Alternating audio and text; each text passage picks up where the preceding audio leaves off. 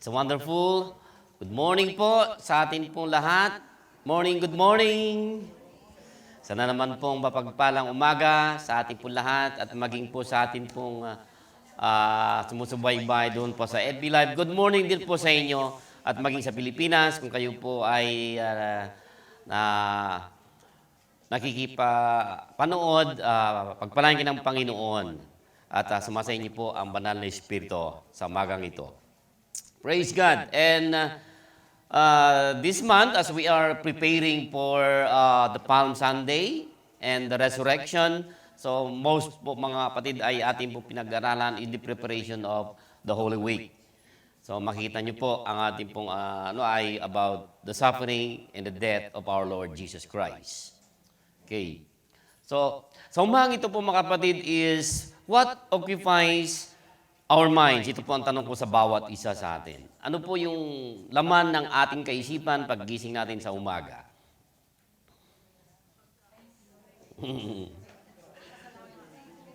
Thank you, Lord. So marami pong what occupies our mind.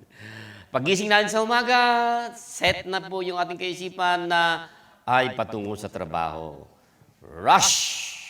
Nagmamadali. At maraming mga dapat gagawin. At marami din tayo nakakaligtaan, nakakalimutan.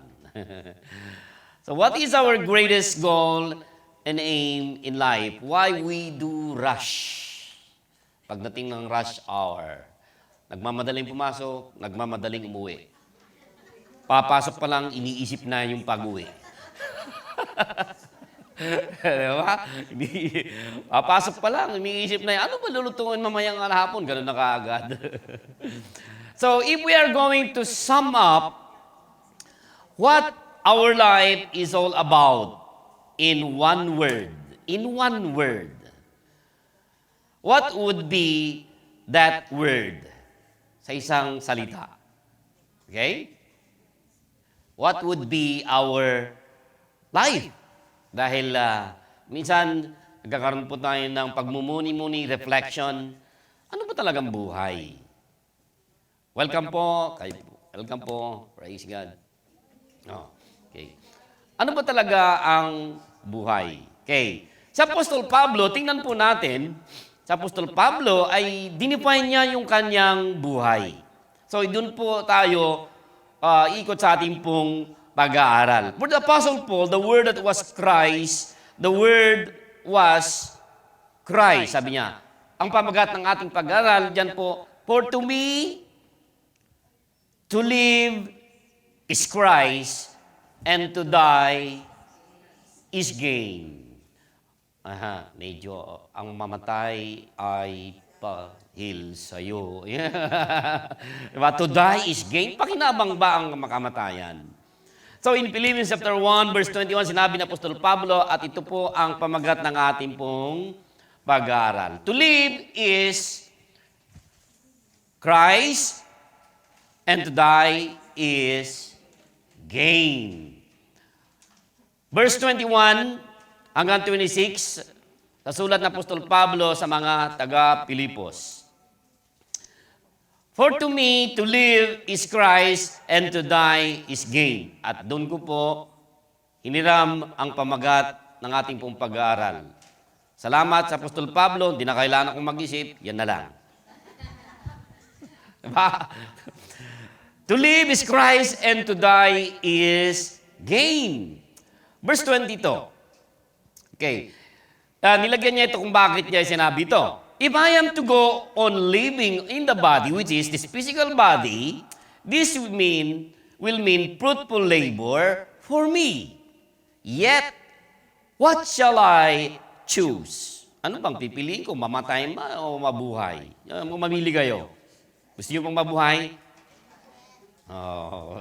Pero si Apostol Pablo, nagdadalawang isip, I do not know, sabi niya. Naging totoo sa kanyang sarili. Hindi ko alam. I am torn between two lovers. And then nagkabali ako, gumain.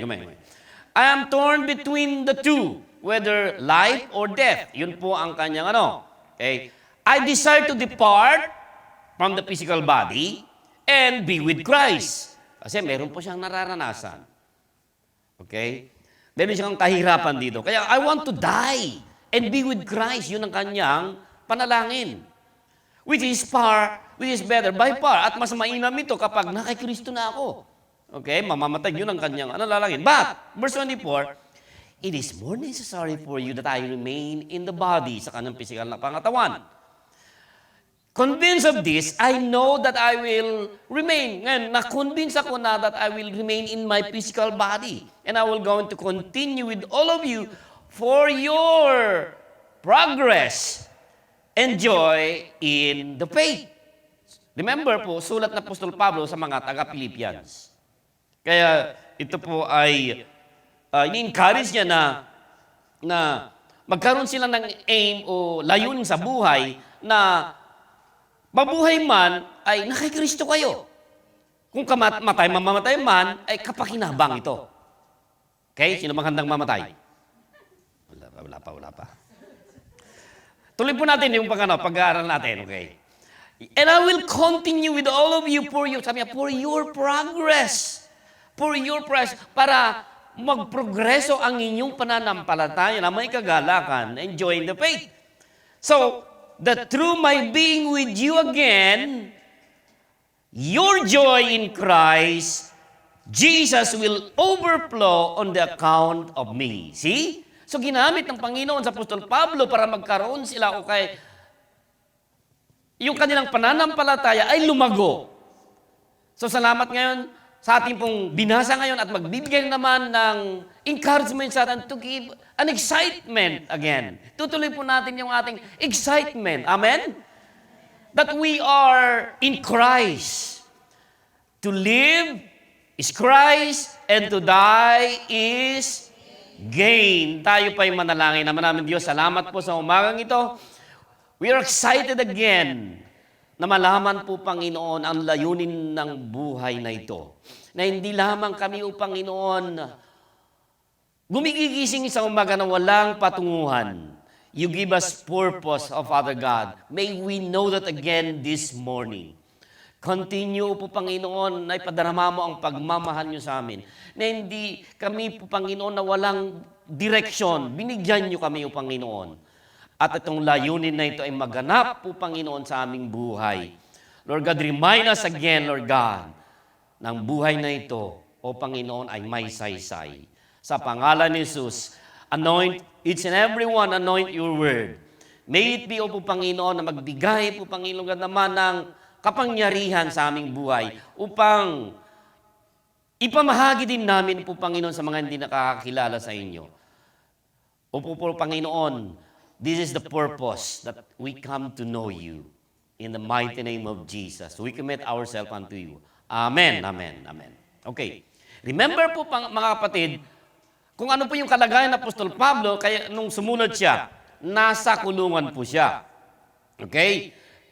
Mag-i-encourage, kayo naman kapag kayo nakulong sa bahay, may sakit kayo, kinulong kayo ng sakit, makakapagbigay ba kayo ng encouragement? Ito, musta ka? Ito, may sakit. Pag-pray mo nga ako. Di ba? Gano'n, di ba? Pero sa Apostol Pablo, okay, nasa loob siya ng kulungan. Paul is chained to a guard, okay? At he cannot enjoy the pleasure in this life because he has no freedom. Kayo nga naman din, kapag wala kayong kasalanan, okay? Tapos, ikinulong kayo, pinakulong kayo.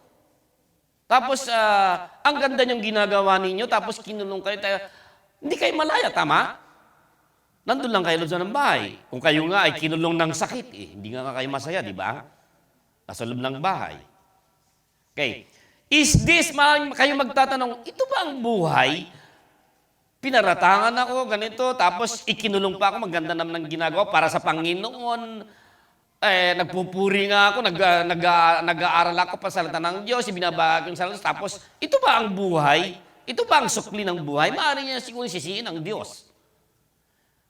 Dumarating po sa buhay po natin na kung minsan sinisisi natin kung sino ang mga tao at pag yung panghuli ay ang Diyos. Kung kailan ako nakakilala sa Panginoon, ang dami ating mga sinisisi. So sa Apostol Pablo, can Paul really speak about yung ganitong buhay na enjoy? At encourage niya po yung kanyang mga sinuhan, mga mga Philippians. Amen kayo dyan.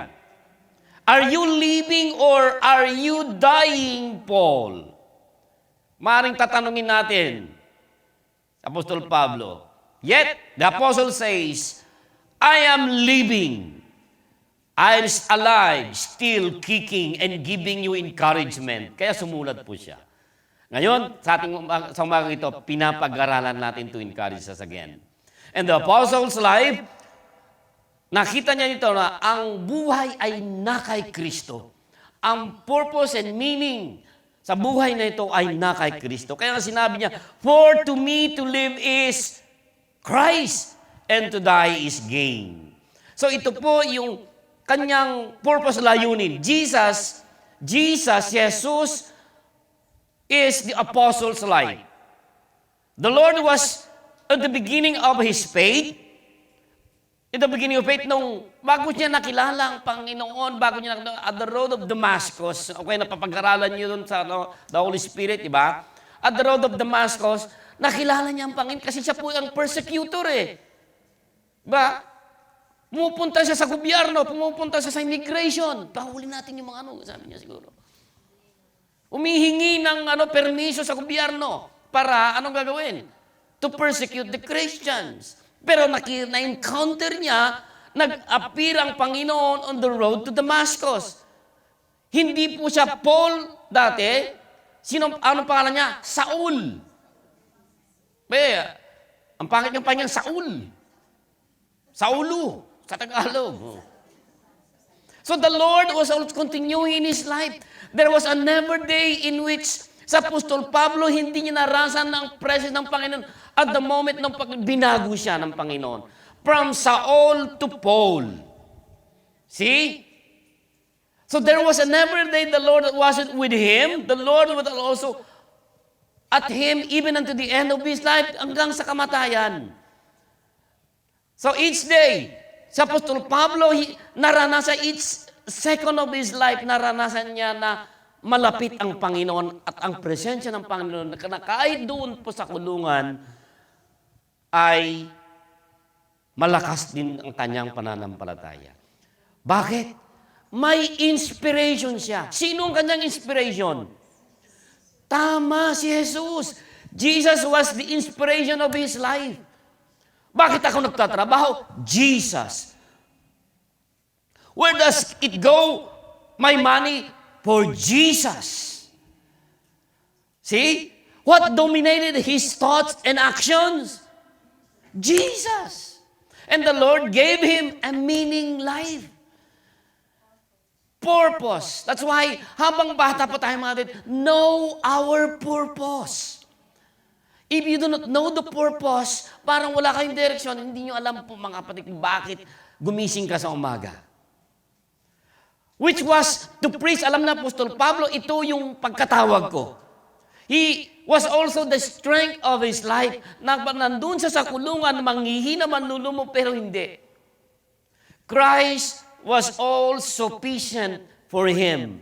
The grace that was poured upon him and was made perfect in Paul's weaknesses. Di ba sinabi niya, kung kailan ako mahina sa pangangatawan, pero nandun ang biyaya ng Panginoon Diyos. Kaya nga, siya ngayon sumulat at in-encourage ang mga taga-Pilipios. So sa Apostol Pablo, sabi nga niya, wala si Jesus, zero ang buhay ko. See the meaning? Christ was nothing less than life itself. So, yung circumstance na naganap sa kanyang buhay, Paul is not dying, but he is living and giving life, word, and living to the fullest. Kaya nga, mayroon po tayong pinapag-aralan ngayon mga kapatid. To live is Christ. Yung sinabi niya. Number 1, the question about life is this: what are we living for? Bakit tayo nabuhay? Ano ang ikinabubuhay natin? What inspired us? What motivated us? This question po mga kapatid defines the meaning behind our entire life. Some will answer the question, some will answer, what I'm living for the money. It's all work for the money. Eh, siyempre, no money, no. Napag-aralan natin, di ba? Of course, we need money. But priority po mga kapatid. Sabi nga ng Panginoon, seek ye first the kingdom of God and all the things, yung mga bagay-bagay, all things. Kapag ginuna natin ang Panginoon, kasunod na yun. Yun ang bendisyon, yun ang blessing.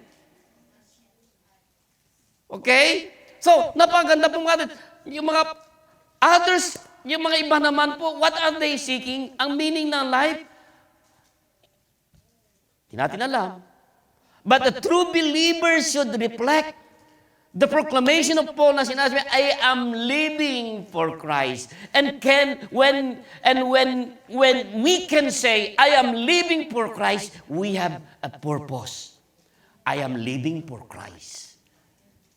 I am living for Christ. You are living for Christ. Think about, mga kapatid, if you live for money, work for money, one day you will live behind it. Hindi natin alam, yung iniwan natin sa pamama natin, hindi natin kung paano nila wawaldasin. Kung hindi sila nasanay sa kahirapan, yung mga anak natin, di ba, pamama natin, wala din isa-isa yung pinaghirapan natin. You save, but enjoy nyo din. Yung minsan, yung mga nakakilala sa Panginoon, di ba? Nagpunta dito para magpakahirap. Yung seminar natin na nakaraan, di ba? Padala. Nakalimutan yung sarili. Kapag nagkasakit ka dito, ano ngayon ang gagawin mo? Ikaw na mga hirapan. Sila nagpapasasa. Tapos padala ka ng padala. We will live this, mga kapatid. When you die, you will be forgotten. Tama? Kakalimutan ka na, ay, nauna na siya. Nandun lang, nakiiyak lang, nakipagsimpati lang, pero pagkatapos mo, forgotten ka na. But if you live for Christ, your life is full. And even when you depart from this life, you will be given a blessing of the relationship with God made possible to Christ Jesus. That's why to live is Christ. And when Paul says to live is Christ, what means is that real life. Ano po yung totoong buhay na ito, mga kapatid? Knowing Him, loving Him, paglingkuran siya, glorifying Him, enjoying the presence of Jesus in your life. Communing, ano yun? Makikipagrelasyon sa Kanya sa araw-araw. This is the true meaning of life. No Jesus equals no life. Simpleng mathematics. What this means for us to live as if to live is Christ, it means that we live with our first and the central aim in our life being to know Him is to glorify and enjoy Christ. I-enjoy natin yung presence ng Panginoon. Ito na nga lang po, mga kapatid. Kung kayo ay mayroong mga minamahal sa buhay, di ba gusto nyo i-enjoy yung presence? Yung mag-boyfriend at mag-girlfriend, di ba? Kaya nga kayo nag-set ng panahon, i-enjoy nyo yung panahon, tama? Alanganin na nag-date kayo, di nyo ma-enjoy, nag-aaway kayo. Anong magagawin? Break. Dapat i-enjoy natin, mga kapatid, di ba? Ganon din po, kaya nga kuminsan yung mga may apo na, i-enjoy natin yung mga apo nila. Kaya gusto, di ba? Amen, mga may apo na. I-enjoy yung time. Ganon din po sa mga magulang, i-enjoy din natin yung presence ng ating mga anak. At kuminsan naman yung mga anak natin, hindi lang ini-enjoy yung presence. Di ba? Okay, magkakatabi nga sa pagkainan, pero nandun naman, kanya-kanyang game, siguro pag nag-uusap pa, through cellphone pa siguro. Kumusta? Ganun na ngayon, di ba? Because of high technology. O nga, high-tech nga. Okay? It means serving and doing all we do for Jesus. It means setting a watch on our thoughts, our words, our actions. This ensure na mag-glorify natin ang Panginoong Jesucristo. To live for me is Christ. Kaya nga yun ang sabi ni Apostol Pablo. And Paul's Apostle Pablo is motivating us to live for Christ by the realization that one day, there will be one day that we will be with Christ Jesus. Amen? Palapan natin ang Panginoon. To desire na to be with Jesus. To desire be with Him. Yun ang desire ng Apostol Pablo. Hindi yung tatakasan niya dahil ako sa kulungan. Kaya sinabi niya, it's not that gusto kong takasan. No. Pero ang plano ng Panginoon, I will remain in this body for your progress. That you may enjoy life abundantly. See? Nakita natin mga kapatid, the desire to be with Christ and the desire to come to Christ and ma-appreciate natin yung ginawa ng Panginoong Jesucristo on the redemption, the price of His redemptive power. Ginawa niya doon sa cross ng Kalbaryo. Kaya na-i-enjoy po natin ang pagpapalang ito. Amen? What can we learn from Paul? Ano po yung matutunan natin? Una po mga kapatid is, living for Christ, okay? Living for Christ can make your circumstances bitter. Boy, sisi? Nakikinig nga. May ganoon. Hindi bitter. Pag Bisaya ka, bitter. Better. Tama mga kapatid? Kaya nga ginawa kong bitter, kaya para mayroong ano. Living for Christ can make your circumstances better.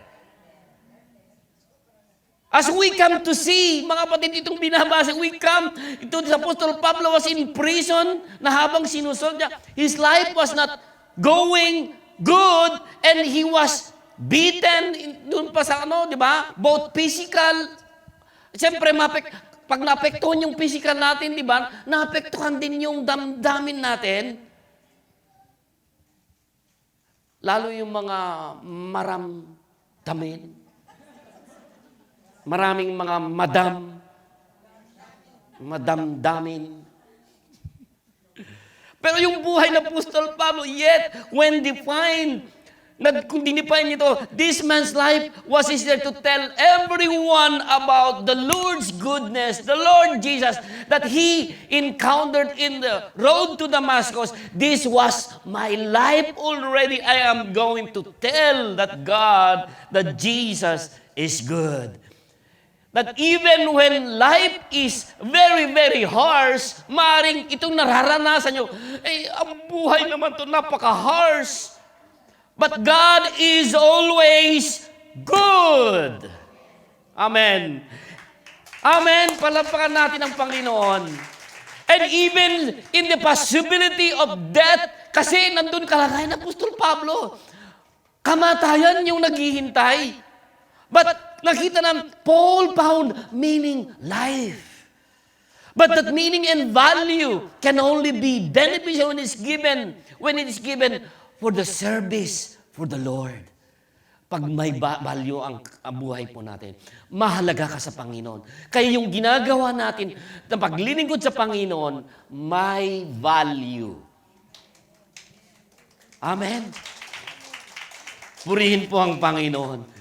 Kahit maliit lamang po, mga kapatid, yung ginawa natin para sa Panginoon, paglingkod, may value. Ano bang value yun? Itchimang nisen? Itchimang? Kasi kung minsan makwenta tayo, tama. Binibil kwenta natin. Yung ginawa ng Panginoon noon, priceless. Amen. Pangalawa, living for Christ can help enhance the life of others. Dahil hindi lamang tayo ang nabubuhay sa babo ng mundo ito. Ang design of Apostle Paul was to depart and be with the Lord, but his living was for the progress of sabi nga, Pilipos, of your faith, that you may enjoy the Lord. See? Nai-enjoy natin ngayon. Dahil sa sulat na Apostol Pablo, and even now, as you and I are studying this verse, we know that this man once tried and convicted believers, putting to death at kinukulong, persecuted. But now, nakikita natin, dito si a man believer, ready to live for Christ and die for Christ. Kaya nga sinabi niya, to me, to live is Christ. And to die is gain. See? Dinefine niya. Verse 25, convinced of this, I know that I will remain. Alam ko, kasi hindi mo pa kukunin, Lord. And I will continue. Di ba kung minsan, pag mayroon tayong nararamdaman, yung mga Lord, kunin mo na ako. Di ba, gusto natin isa takasan. I was once, dahil kalahating katawan ko, hindi ko magalaw. Lord, sige, kunin mo na lang ako, kako. Hindi ko pa na-meet ang aking asawa. Still single pa naman. Ngayon, wag muna. Jesus is our life.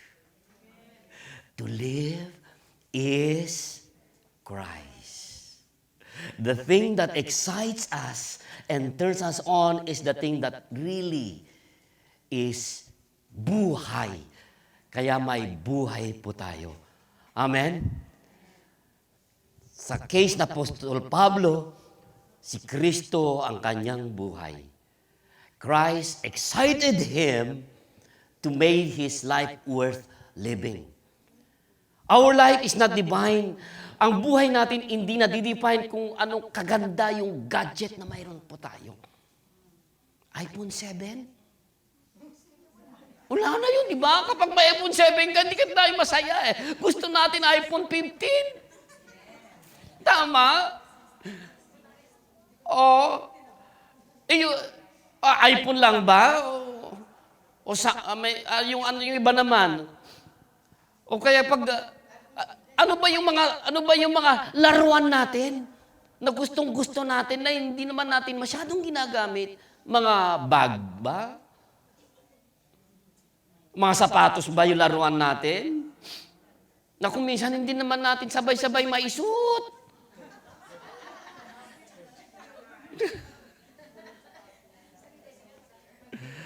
So, mga kapatid, our life is not defined by gadgets or toys we have. Neither is defined by the phones or the money we have. Or yung tahanan na mayroon po tayo, napakaganda, pinapaganda natin, pero sisirain lang ng mga apo nyo. Diba? Iba kung minsan, ang ganda ng pagkaayos, pagkaset mo para magandang tingnan, pero pag may bisita, diba? May stress ka na naman. O kaya mayroong mga tuod naman sa loob ng tahanan, di ba? Walang pakialam din, na di maglilinis. Kundi ikaw lang tagalinis, kaya napapagod ka nang naglilinis. Tama? Mga pakabayan. Amen. Kaming mga kalakihan, kundi walang iba, kundi wala lang. Aminado, di ba? Ganun. Kasi ito yung, kung mababasin yung his life and her life. Kasi yung lalaki, iba, makatingin outside the home. Pero kapag pagod, ang gusto ng lalaki naman, inside the home. Ang babae naman, kasi maghapon na sa loob ng bahay, gusto lumabas. Correct? Kaya gusto niya, ipasyal mo naman ako. Lalo yung nagbabantay sa mga bata. Di ba? So what is life? Sabi, what is my life? Ganito, magbantay ng bata. Hindi na ako paglaro. Ganun lamang po ba? Pag nagkasakit yung anak nyo, nagkasakit, ano naman ang buhay? Meaning po mga kapatid. Okay? So these things aren't life. The only created problems, it worries us. It gives us disappointment. Di ba mga kapatid? It gives us disappointment. Sakit, nagbibigay sa atin ng disappointment sa buhay. Frustration. Our health may prostrate us. Amen. Because in this world, there are many virus. Totoong virus. Iba yung mental virus. Na kahit malusog ka, pero naapektuhan yung mentality nyo. Amen? See? But Jesus is our life. To live is Christ. In Him ang kasapatan. We live another day. It's good. We have another to live in His grace and love and maglingkod sa Kanya. If we don't, better we get to give with Jesus. Praise God. Jesus is our life because our life ay nasa sa Kanya. Tol, siya naman ang may hawak. Dinipahin na natin. Kaya habang bata pa po tayo mga kapatid, know your purpose. I like yung libro niya, Who Read the Purpose-Driven Life? Kay Rick Warren, ang gandang libro. Basahin ninyo, I encourage you. Basahin niyo ulit. Kasi minsan nakakalimutan natin eh. Kaya what is not written may be forgotten. That's why the Bible was written to remind us again to read and read and read and read. Kasi minsan, ang mind natin, maraming nakakalimutan. Waso Rembo. Pangalawa po mga kapatid, na praise. To die is gain. Paano? Ang kamatayan ay kapakinabang? Pakinabang ba ang kamatayan? Hindi. Kasi pag may namamatay, anong emosyon ng tao? Anong emosyon ng tao? Sorrow, siyempre. Kayo namang mamamatay, kung ako yung katawan, magsusuro ba ako? Di ba? Hindi ko naman alam kung sino yung mga tao tumatawa. Ay, salamat, wala siya. Mabuti na namatay. Kapakinabang the word gain, okay, here means profit. Di ba? Ganansya daw. Kapag mamatay ka, mayroon kang profit. It was an advantage for you. This is Apostle Pablo. The meaning is would be an advantage in dying above that of living. Paano? Kailangan mamatay ako muna.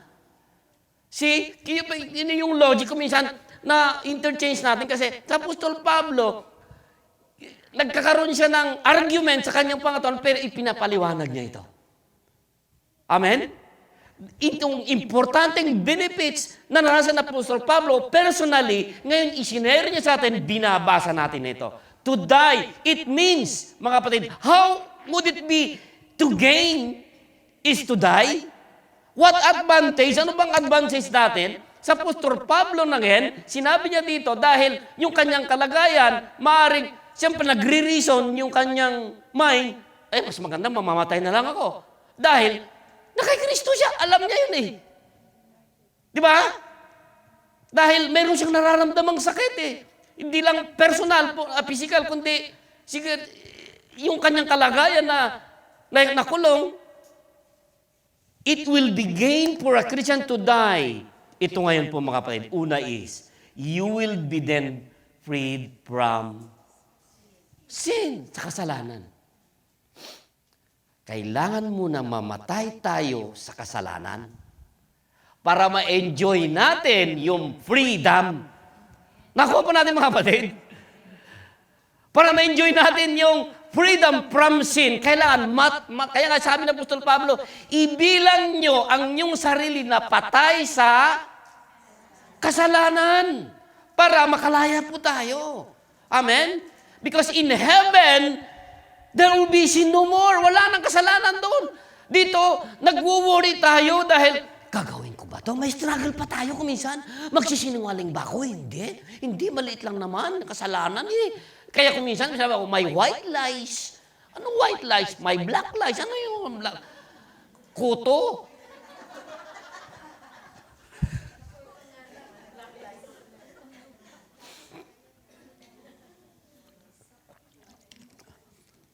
In heaven pa kapatid, wala ng kasalanan, malit man o malaki. Sa Panginoon, kasalanan pa rin. Kaya kapag mamatay tayo sa kasalanan, ibilang natin na patay na kayo sa kasalanan, ipinako na kayo doon sa cross. Hindi ibig sabihin na dahan-dahan lang kayong mamatay. Hindi. Ibilang niyo na patay, past tense. Hindi present tense, kundi past tense, patay, death. Nakuha na po natin mga kapatid, to be freed from sin. Why? Because sin, itong kasalanan nito, magbibigay pa rin sa atin ng problema, worry. Kaya kailangan, to die is gain, pakinabang sa iyong pananampalataya. Para maranasan nyo ang freedom. When there's Spirit of the Lord, there is freedom. Huwag natin kakantahin, baka mawala tayo. Pangalawa, you will be freed from doubts, pag-alinlangan about our condition. Dito po mga kapatid, the best liable to doubts is about our personal holiness. Yung nagpapakita tayo na banal. Diba? Banal. Yung pang magandang panamit natin na nakahawak ng Biblia. Banal ako. Ito po ang sabi ng Biblia. Hindi sa pananalita. Okay? And minsan na-experience natin yung nag-word hour and hour. Sa heaven po, wala nang doubt. Again, mga kapatid. Dito ngayon, nag-aalangan tayo pa. Minsan, pangako ng Panginoon, hindi pa natin napapanghawakan, nag-aalanganin pa tayo eh. Totoo ba ang Diyos? Totoo nga bang ligtas ako? Kung minsan may rinig tayo, nawawala pa tayo eh. May narinig tayo na mas magandang katuruan nyo na. Naku, balik na lang ako sa dating daan.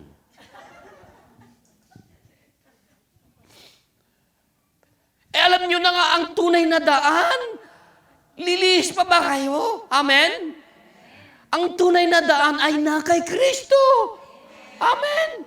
Hallelujah. Correct? Correct.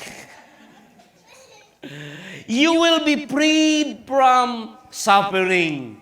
Dito sa ibabaw ng mundo, mga kapatid, we are constantly liable to it. Paghihirap, ating kalusugan po, mga kapatid, may fail. Di ba kung minsan marami sasakitin yung mga aba, kung minsan dahil what you are today or because of your health, ito po yung ginagawa nyo noon eh. Of your yesterday's decision, what you are today. Kaya dapat ihanda din natin. Yung mga bata pa lang, ihanda yung kalusugan because health is wealth and wealth is baltar-baltar nyo lang. Okay? So here, mga kapatid, ang ating kalusugan, okay, our friends may die, yung ating mga kaibigan, iiwanan kayo. Your mind will be sad sometimes when you are prostrated. When your loved ones depart from you, you will be sad. Of course. Amen? Here, because this is earth, we will suffer. But doon sa langit po mga dear, shall be no separation of friends. Amen? No sickness, no tears. Ang sabi ng Panginoon, di ba? Kaya inhanda tayo. Wala nang kalbo, wala nang sakit. Sa langit. Merong kantang yun eh. Sa langit, wala nang sakit. Amen? Wala nang suffering. Wala nang pagdurusa. And you will be, sa pang-apat, you will be delivered from death. Here, dito sa ibaba nito, death will always near a dreadful thing. Kaya kung minsan nakaka-alarma, ay naku, namatay na siya, ilang taon na siya? 90 na siya. Of course naman, right age. Huwag na kayong let it go. Di ba? Kasi pero kapag 30 years old, nga batang-bata pa lang. Di ba? Okay? Ka-alarming po mga to our nature kasi sa langit mga kapatid there, that will be no more. Physically is with, kaya nga sabi, everlasting life if you receive the Lord Jesus Christ. Your life will no end. You are in Christ. Kaya nga kapag kinabang ngayon, kapag ikay namatay, na kay Kristo ka. Amen? Kaya nga handa ka ngayon na kahit anumang mayroon kang sakit ngayon, cancer man yan, terminate na cancer man yan, anong klaseng sakit yan, hindi ka natatakot. Bakit? Na kay Kristo Jesus ka. pakinabang ang kamatayan. See? Hindi na tayo takot na mamamatay. Pero huwag naman sabihin na, magpapakamatay na ako. No, no, no, no, no, no, no. Wala ating tinuturong ganon na magpapakamatay. Because if you want to kill yourself, kasalanan din yan. Amen?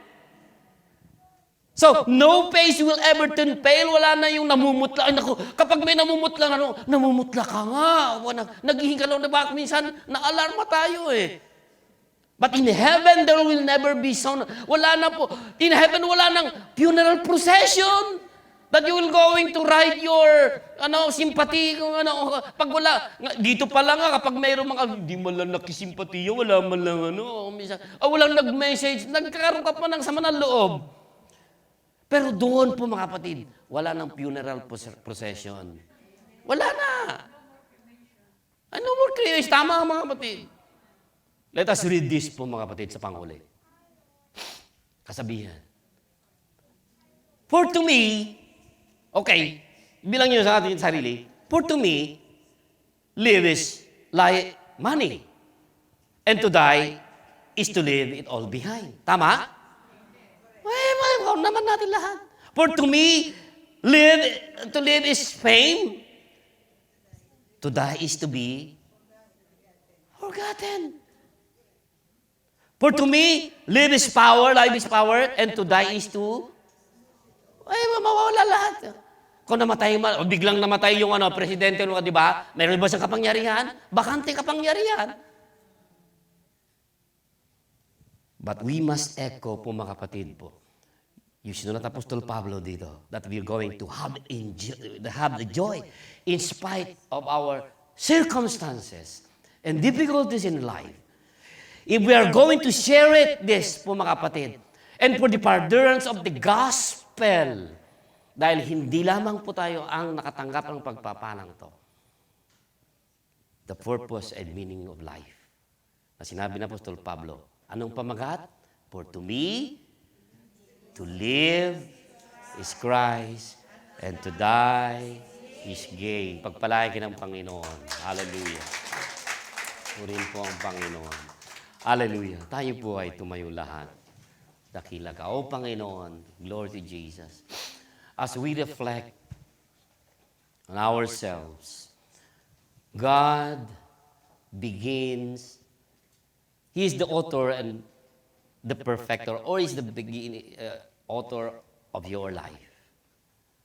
At the conception of your life, God knows you already. He began our spiritual life through Jesus Christ. That we are enjoying this. Kaya mo mga kapatid, sa umaga to, we live our life in Him. No Jesus, walang buhay. Amen? Nandiyan ang biyaya niya. Nandiyan ang pag-ibig niya. Nandiyan ang protection niya, ang pag-aalaga niya sa atin.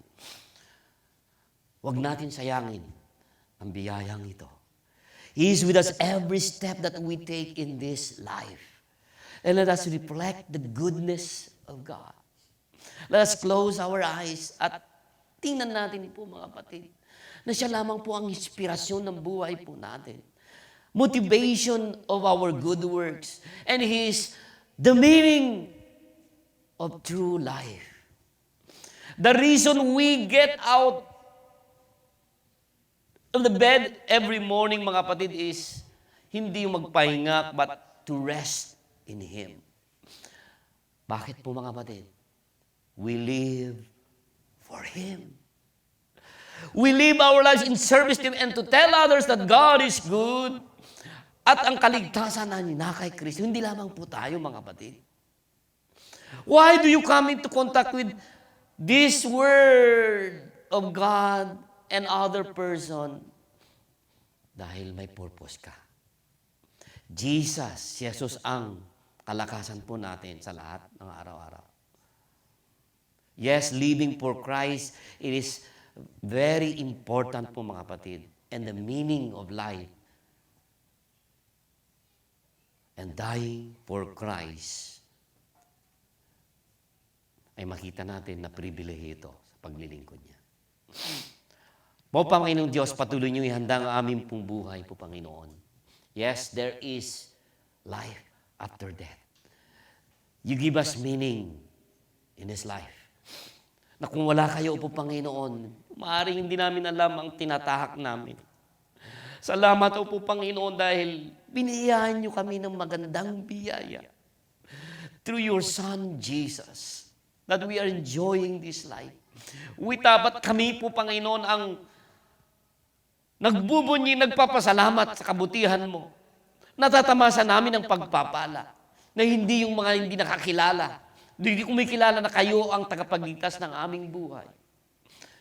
Panginoon Diyos, patuloy mo pagpalain ng iyong mga anak sa umagang ito at sa mga salita na pinamahagi mo kay Apostol Pablo, although sulat sa mga taga-Pilipos, kami ay pinagpala niyo sa umagang ito. Tatanggapin namin ito po, Panginoon, in the mighty name of Jesus. Amen, amen, amen, amen. God bless you po, mga